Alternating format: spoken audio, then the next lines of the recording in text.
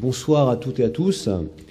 Alors c'est vrai que je suis assez à l'aise puisque je suis hors concours, donc je n'aime pas à me soumettre au vote et ça me donne la possibilité de présenter un quartier qui est un quartier en fait qui a maintenant 60 ans, qui a été conçu et construit par Robert Ozel et qui, je crois, on peut le dire, a bien vieilli, a été bien conçu à l'origine, a bien vieilli. Nous l'entretenons, nous le surveillons. Et je crois qu'à bien des égards, il peut, malgré son âge certain, donner encore de nombreuses idées pour aménager de nouveaux quartiers dans nos villes. Alors, quelques mots pour présenter la ville de Clamart. Clamart est une ville qui est proche de Paris, à 3 km du périphérique au sud-ouest. Clamart compte 52 000 habitants, s'étend sur plus de 800 hectares, avec 25% de la ville qui est constituée du bois de Clamart. Une ville assez étendue pour la région parisienne, 6 km sur 3, et donc une ville qui s'est constituée à l'origine autour d'un village paysan, un bourg, dans le centre-ville.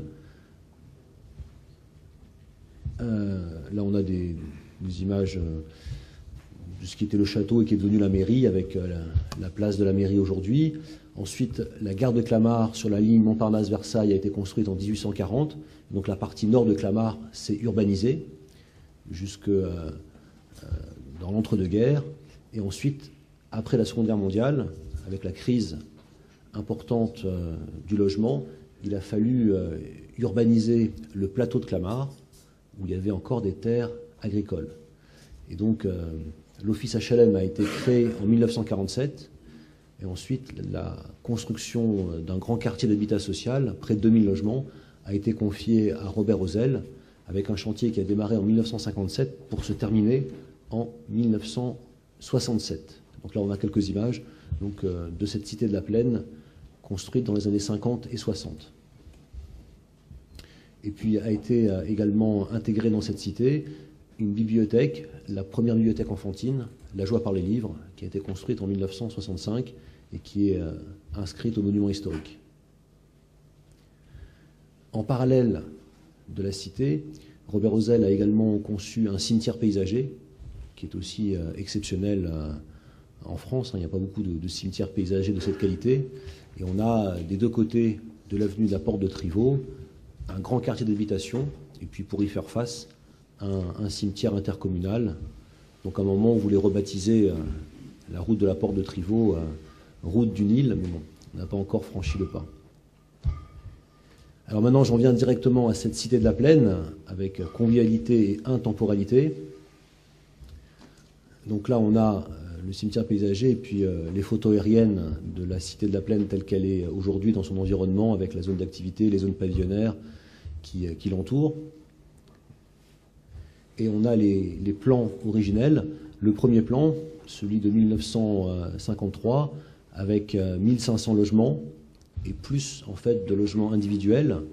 Il y avait des logements individuels qui se sont transformés en fait en logements collectifs pour densifier un peu plus l'opération et arriver à 2000 logements.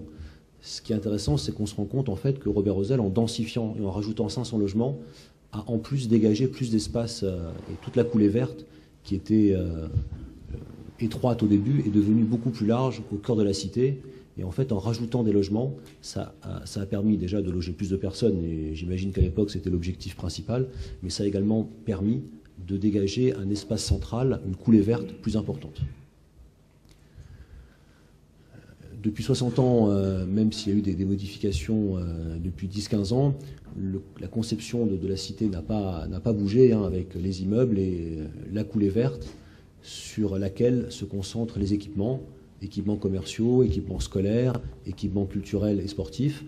Et la grande modification a été le déplacement du centre commercial, du centre vers la route départementale 906 pour être en bordure du tramway et donc faire la jonction avec la zone d'activité et donc recréer la coulée verte, mais j'y reviendrai. Donc ça, on a le centre commercial à l'origine.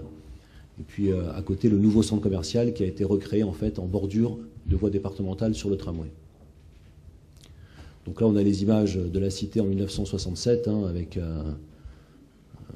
un cadre de vie qui était vraiment remarquable pour l'époque, des petits immeubles de 4 étages, des pavillons pour du logement individuel. Il y a plus d'une centaine de petites maisons de ville et donc des immeubles à taille humaine, 2 étages ou 4 étages.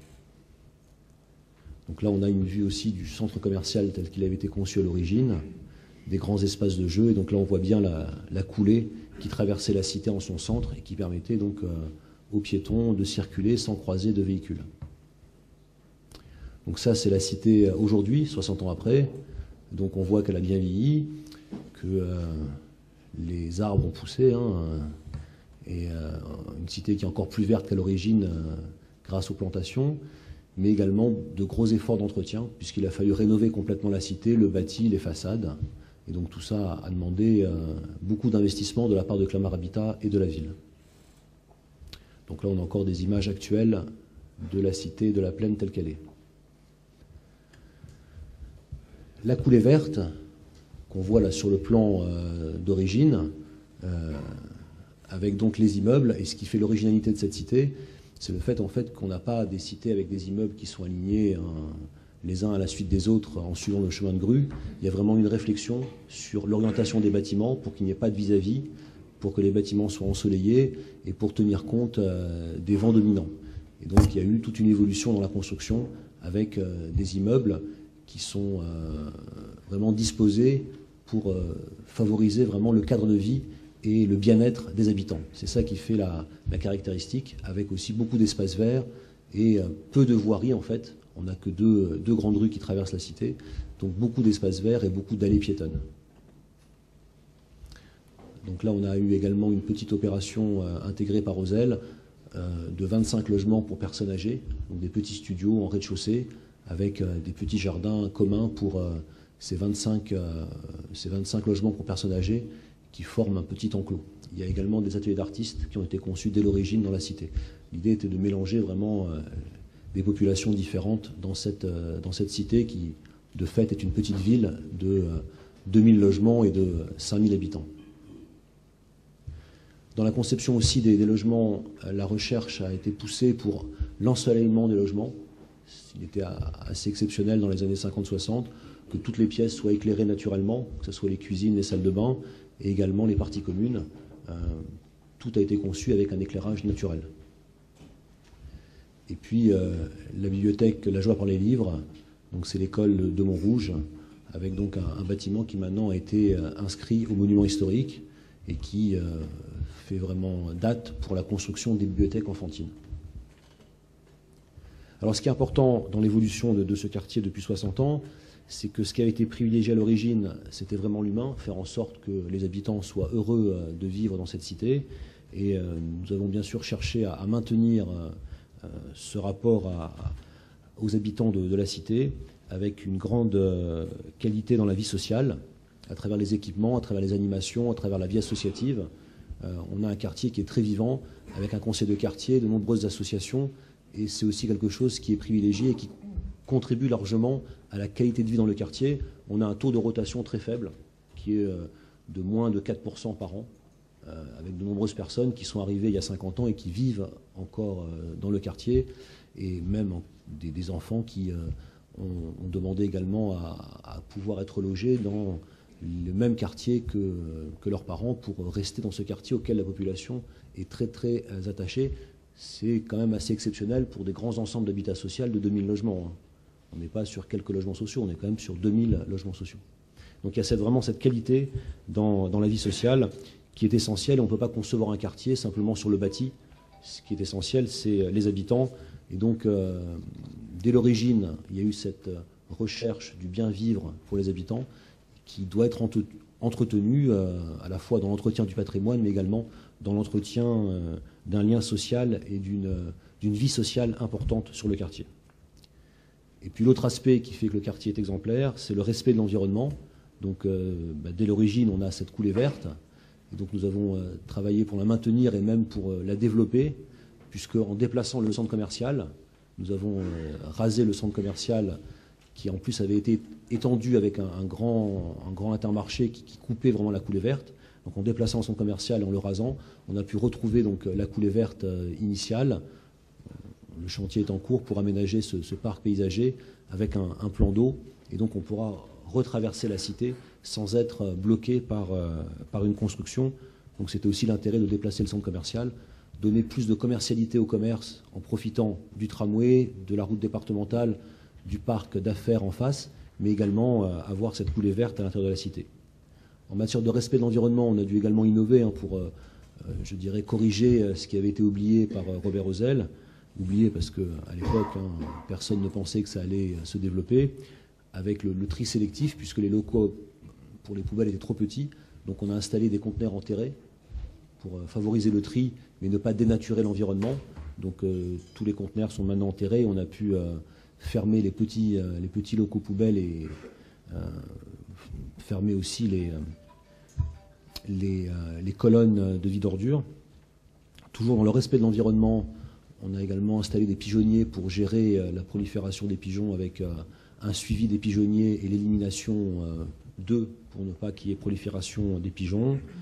Tout l'environnement est traité sans aucun désherbant chimique, donc pour vraiment préserver l'environnement. Donc je vois que vous me pressez, donc je vais aller à ma conclusion. En insistant maintenant sur les circulations, puisque là aussi il y avait à l'époque, c'est normal, assez peu de places de parking, donc on a dû gérer les parkings en installant des sens uniques pour pouvoir doubler la capacité de stationnement avec des contresens cyclables. Et puis on a bientôt l'arrivée du tramway qui va vraiment desservir ce quartier et donc le relier au métro ligne 4 à Châtillon.